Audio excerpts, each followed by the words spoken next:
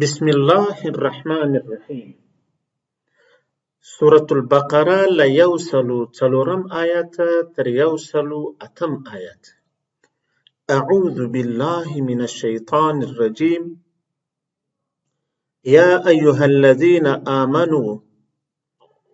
ای هغو کسانو چې ایمان مو راوړی، لا تقولوا راعنا، مه وایست راعنا، وقولوا انظرنا، او وایست انظرنا، واسمعوا او واورئ، وللکافرین او کافرانو ته عذاب علیم، عذاب دی دردونکی. ای مومنانو د راعنا لفظ مه وایاست، د هغه پر ځای د انظرنا لفظ وایاست او خبره سمه واورئ، او دا کافرانو ته دردونکی عذاب دی. له 1 آیت تر دې ځایه د یهودیانو پلمې رد او په پای کې د توبې ترغیب ورکول سو. خو ناځوانه مخالف چې له دلایلو او مخامخ جوابه کمزوری سي، نو بیا پټ سپکاوی او پر سمو الفاظو د ژبې کږول شروع کړي. لکه د راعنا لفظ چې په عربي کې دا مطلب لري چې زموږ رعایت وکړه. دا خبره په خپل ذات کې کومه بده خبره نه وه، خو یهودیانو به د دې خبرې د ویلو په وخت کې ژبه کږوله تر څو داسې معنا ورڅخه راووځي چې د اسلام پیغمبر صلی الله علیه وسلم ته سپکاوی پکښې وسي. څرنګه چې قرآن کریم په سورة النساء 46 آیت کې په دې اړه ویلي: من الذين هادوا يحرفون الكلم عن مواضعه ويقولون سمعنا وعصينا واسمع غير مسمع وراعنا ليا بألسنتهم وطعنا في الدين. د یهودیانو داسې خلک سته چې خبره له خپله ځایه اړوي او وایي موږ واورېدله او نه یې منو، او واوره مه یې اورې، یعنې الله دې نه در اوري. او دارنګه د راعنا لفظ وایي د دې لپاره چې ژبه پر کږه کړي او په دین کې طعن ولګوي. دا چې د راعنا پر لفظ دوی څنګه ژبه کږول، نو په عربي کې 2 ډوله ژبه پر کږېدلی سي چې ناسم مطلب ځینې واخیستل سي. یو دا چې د عین کسره یا زیر ډیر کش سي، راعینا سي، نو معنا چوپانه، زموږ چوپانه، زموږ شپونه. نو په دې نیت پیغمبر علیه السلام ته شپون ویل چې ته د شپون یا چوپان په رقم ناپوه یې، نو دا خو هم د کفر خبره ده. او دویم دا چې د نون فتحه یا زور په پیش واوړي، راعین، راعینو، داسې جوړ سي، نو معنا یې ده چې ای احمقه، ناپوهه. دریم ډول ژبه کږول د دوی په خپله عبري ژبه کې داسې کېږي چې راعینو، داسې واو هم ورسره پیدا سي. د عبري یا عبراني ژبې پوهان وایي چې اوس هم د دوی په ژبه کې دغه راعینو لفظ د شریر په معنا کاریږي. نو دوی دغه ژبه پر کږول یا هغه عربي اصطلاح کې یا خپلې ژبې ته هغه تورې اړوي، خو بده اراده یې درلوده. نو د دوی د دغسې ناوړه اهدافو د مخنیوي په خاطر الله تعالی مسلمانانو ته حکم وکړ چې تاسې د دې خبرې پر ځای بله داسې خبره وکاروئ چې ستاسې صحیح مقصد ادا سي او دښمن ته د ژبې کږولو موقع پکښې نه وي، چې هغه د انظرنا وینا ده چې معنا یې ده موږ ته نظر وکړه، زموږ خیال ساته، انتظار راته کوه. ما یود الذین، نه خوښوي هغه کسان، کفرو چې کافران سوي، من اهل الکتاب، د اهل کتابو، ولا المشرکین، او نه هم د مشرکانو، ان ينزل، دا چې نازل کړی سي، علیکم پر تاسې، من خیر، د څه خیر، من ربکم، له ربه ستاسې. من ربکم د رب ستاسې والله یختص او الله خاصوي برحمتي په رحمت ده من هغه څوک یشاء چې وغواړي والله ذو الفضل العظیم او الله څښتن دی د فضل لوی نه د کتابوالو کافران او نه مشرکان دا خوښوي چې پر تاسې دي د الله لخوا کوم د خیر څه نازل سي په داسې حال کې چې الله په خپلې پیرزوینې هغه څوک خاصوي چې د ده خوښ وي او الله د لوی فضل څښتن دی دغه آیت د مخکني حکم لپاره علت او د دشمن له حسادته خبرول دي په دې ډول چې کتابوالو کافران او مشرکان دا نه خوښوي چې ستاسې د څښتن لخوا کوم خیر پر تاسې نازل شي نو په دې خاطر ستاسې سره بغض لري چې څرنګه وتوانیږي ستاسې د پیغمبر سپکاوی کوي خو داسې خلکو ته موقع مه ورکوئ ما ننسخ کوم څه چې منسوخ کړو من آیت له آیته او ننسیها یا یې په هیر کړو نأتي راوړو بخیر ډیر ښه منها تر هغه او مثلها یا مثل د هغه ورته هغه ته علم تعلم آیا نه پوهیږي ان الله چې الله على كل شيء پر هر شي قدیر واکمن دی علم تعلم آیا نه پوهیږي ان الله چې الله له ملک السماوات دلره د پاچاهي د اسمانونو والارض او د مځکې وما لكم او نسته لپاره ستاسې من دون الله لسوا د الله من ولی څه کار جوړونکی ولا نصیر او نه مرستندوی ام تريدون او که غواړئ ان تسألو دا چې غوښتنه وکړئ رسولکم له پیغمبر څخه ستاسې کما سئل موسی لکه چې غوښتنه سوې وه له موسی څخه من قبل له مخه ومن يتبدل الكفر او څوک چې بدل واخلي کفر بالایمان په مقابل کې د ایمان فقد ضل نو بس ورکه یې کړه سواء السبیل سمه لاره که کوم آیت منسوخ کړم یا یې درڅخه هیر کړم نو یا تر هغه غوره رالیږم یا د هغه په شان آیا په دې نه پوهیږي چې الله پر هر څه پوره قادر دی آیا په دې نه پوهیږي چې د اسمانونو او مځکې واکمني د الله ده او له الله پرته نه کوم کار سموونکی لرئ او نه کوم مرستندوی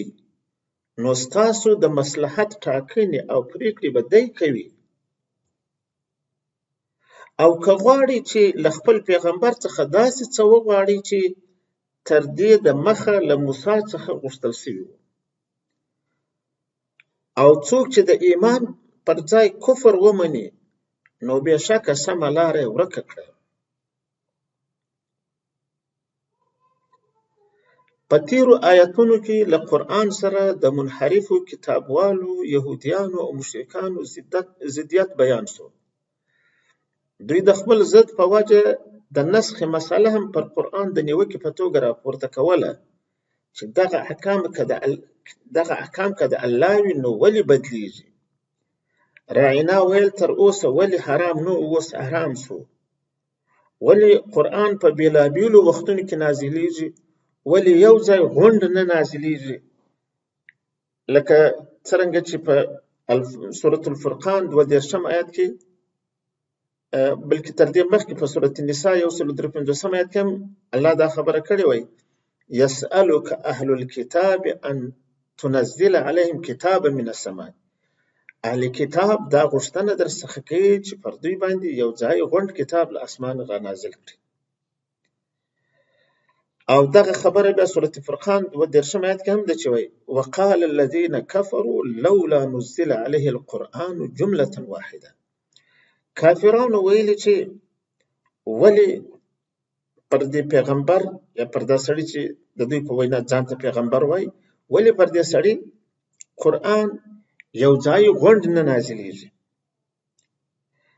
د دې خبرې جواب خو بیا هلته په سورة فرقان کې الله تعالی کړی چې کذلک لنثبت به فؤادک ورتلنه ترتیلا. وایي په دې ډول نازلوم چې ستا زړه په دې باندې ثابت کړم او پر دین یې ثابت وساتم چې کوم وخت دوی تا ته ستونزې جوړوي د هغه وخت سره سم احکام نازل کړم. نو دغه نیوکې هم دوی درلودې. دارنګه د دوی هغه دعوه چې له 91 آیت بیان او رد پیل شوی هغه هم ښیي چې د قرآن د نه منلو لپاره دا پلمه هم کوله چې موږ د قرآن په دې خاطر نه منو چې د تورات په احکامو کې نسخ یا بدلون راولي. او دوی وایي چې دا هیڅ جواز نه لري چې د تورات په احکامو کې د بدلون راسي. د دغو پوښتنو چې دوی راولاړې کړي وي د دې ډېرې برخې د دې لپاره وي چې ناخبره مسلمانانو ته شکونه واچوي. نو دغه آیتونه هم په حقیقت کې د مسلمانانو هغو اندېښنو ته جواب دی چې د پردیو پوښتنو ورته پیدا کړي. او د دې جواب تفصیل په دې ډول دی چې په نوي راغلو احکامو کې هم داسې څه نشته چې زیان او تاوان پکښې وي، بلکې تر پخواني حکم تاسو ته ګټور یا لږ تر لږه د پخواني حکم په څیر وي. دغه احکام را لېږل ستاسو د وضعیت غوښتنه ده. الله تعالی د دنیا د حاکمانو په څیر نه دی چې د زور د وخت احکام یې بیل وي او د کمزورتیا د وخت احکام یې بیل وي، بلکې دی تل پر هر څه قادر دی او ستاسو له مصلحت سره سم وخت په وخت احکام را لېږي. او دغه ستاسو د مصلحت سره سم وخت په وخت احکام را لېږل هم د ده د قدرت نښه ده. دارنګه دلته دا هم ویل شوي چې د اسمانونو او مځکې پادشاهي د الله ده، نو د اسمانونو د مځکې په اړه احکام را لېږل هم د ده اختیار دی. له ده پرته بل کار سموونکی او مرستندوی نه لري چې په دې اړه لارښوونه درته وکړي او ستاسو مصلحتونه درته وټاکي. په سورة النحل 101 آیات کې هلته قرآن کریم د نسخ په اړه وایي وَإِذَا بَدَّلْنَا آيَةً مَكَانَ آيَةٍ وَاللَّهُ أَعْلَمُ بِمَا يُنَزِّلُ قَالُوا إِنَّمَا أَنْتَ مُفْتَرٍ بَلْ أَكْثَرُهُمْ لَا يَعْلَمُونَ قُلْ نَزَّلَهُ رُوحُ الْقُدُسِ مِنْ رَبِّكَ بِالْحَقِّ لِيُثَبِّتَ الَّذِينَ آمَنُوا وَهُدًى وَبُشْرَى لِلْمُسْلِمِينَ. چې کله یو آیت د بل آیت پر ځای راوړو او الله ښه خبره مې په هغه څه چې دی نازلوي، نو دوی وایي چې ته افترا کوونکی. خو حقیقت داسې نه دی، بلکې د دوی ډېر نه پوهېږي. ورته ووایه چې دا قرآن جبریل نازل کړی ستاسو د رب د خوا د دې لپاره چې مؤمنان پر دین کلک کړي او د دوی د تربیې د غوښتنې سره سم د حالاتو سره سم نوي احکام په تدریجي ډول ورسره نازل کړي. او دا د هدایت او زیری دی د مسلمانانو لپاره، او د دې لپاره چې مسلمانانو ته لارښوونه او زیری وي. هلته د نسخ په هکله د کافرانو نیوکه هم یاده شوې او د نیوکې جواب او د نسخ حکمت هم بیان شوی چې پر دین د مسلمانانو کلکول هدایت او زیری یاد شوی دی. او دا یادونه هم شوې چې الله ته مخکې دا خبره ښه معلومه وي چې په کوم وخت کې کوم څه نازلوي او تر څومره وخته کوم حکم ته دوام ورکوي. د قرآن کریم د نزول په وخت کې د آیات په حکم کې بدلون ته نسخ ویل کېدله، که څه هم یاد بدلون د وضاحت او د تفسیر په توګه وي، یا داسې وي چې په اول آیات کې د لنډمهالۍ قید ورسره یاد شوی وي، وروسته آیات دا بیان وکړي چې اوس هغه وخت پای ته ورسېدی. لکه په همدې سورت بقره 109 آیات کې چې د اهل کتابو په هکله ویل شوي چې دوی ته عفو وکړي او مخ ورڅخه اړوئ تر څو چې الله خپل حکم د دوی په هکله رالیږي. وروسته په سورت توبه 90 آیات کې د دوی په هکله حکم راولېږي چې دوی به یا جزیه ورکوي یا پر ضد جګړه وکړي. نو هلته په اول آیت کې دا د لنډمهالۍ قید ورسره ذکر دی، وایي حتی یاتی الله بامره، او وروسته بیا سورت توبې کې هغه امر راغی. دارنګه په سورت النساء 15 آیت کې د زناکارو په هکله ویل شوي چې دوی تر هغه وخت بندي وساتئ چې مرګ ورباندې راشي، یا الله تعالی د دوی په هکله کومه پرېکړه کوي، یعنې تر دغه 2 وختونو پورې چې یا په دا بند کې مري او یا تر هغه وخت پورې چې الله تعالی د دوی په هکله کومه پرېکړه کوي. وروسته په سورت نور 2 آیت کې د دوی په هکله په 100 درو وهلو حکم نازل کړی، یعنې هغه پرېکړه وروسته راولېږي. نو مخکې هغه حکم سره د لنډمهالۍ قید ذکر کړی و چې دا تر هغه وخته چې الله تعالی پرېکړه کوي دغه حکم به وي، بیا وروسته دا حکم بدلیږي. حتی په متن د قرآن کې دا ویلي و. صحابه کرامو او تابعینو د دغه اصطلاح مطابق ډېرو آیاتونو ته منسوخ ویلي دي، او په دې اړه نورې بیلګې هم د دغه اصطلاح مطابق تاسو سورت ال عمران 93 آیات او ورسره سورت انعام 146 او سورت مائده 5 آیاتونه کتلی شي. نو په دغه معنا نسخ دا یعنې په قرآن کریم په دغه معنا ذکر شوی دی. یو بل اصطلاح د نسخ په اړه شته چې د هغه دپاره شرط داسې ایښودل شوی دی چې شرط یې دا ده چې د ناسخ او منسوخ ترمنځ به داسې ټکر موجود وي چې تطبیق یې نه سره کېږي. په اصولو کې عموما دا د نسخ دپاره دا تعریف و شرط کېږي. نو هغه ډول نسخ په قرآن کریم کې نشي کېدلی، ځکه د قرآن کریم د آیاتونو ترمنځ هغه ټکر نشته چې د یادې نسخ لپاره شرط دی. ځکه چې قرآن کریم وایي سورة النساء 2 آیات افلا يتدبرون القرآن ولو كان من عند غیر الله لوجدوا فيه اختلافا كثيرا. آیا دا خلق په دې قرآن کې فکر نه کوي؟ که دا قرآن له الله پرته د بل چا لخوا وای نو دوی به په هغه کې ډېر اختلاف او تناقض موندلی وای. نو د قرآن کریم یوه ځانګړنه دا ده چې واقعي ټکر او تناقض پکښې نشته، او د بندګانو کتابونه بیا خاصتاً چې په دومره اوږده موده کې ترتیب شوي خامخا وروسته خبرې د مخکې خبرو سره ټکر لري. او هغه اصولي اصطلاح چې د هغه په دغه کتابو کې ذکر شوې ده دا تاسو کتلی شئ چې هلته ټولو په صراحت شرط کړی دی چې وایي د نسخ دپاره دا شرط دی چې ترمنځ یې تناقض و ټکر موجود وي. ځکه چې تناقض نه وي، لکه اوس یو ځای الله ویلي چې لمونځ کوي، بل ځای وایي چې د مور و پلار سره ښه کوي، نو دا خو ټکر نه سره لري. نو دې ته اړتیا نه پیدا کېږي چې د مور و پلار احسان د لمانځه ناسخ وبلل شي یا لمونځ کول د مور و پلار د احسان ناسخ وبلل شي. نسخ ته یعنې هلته ضرورت پیدا کېږي چې په منځ کې ټکر وي، یو د بل سره تطبیق نشي کېدی. او دغه ډول نسخه په قرآن کریم کې چې دا ټکر پکښې شرط دی دا نشي کېدلی.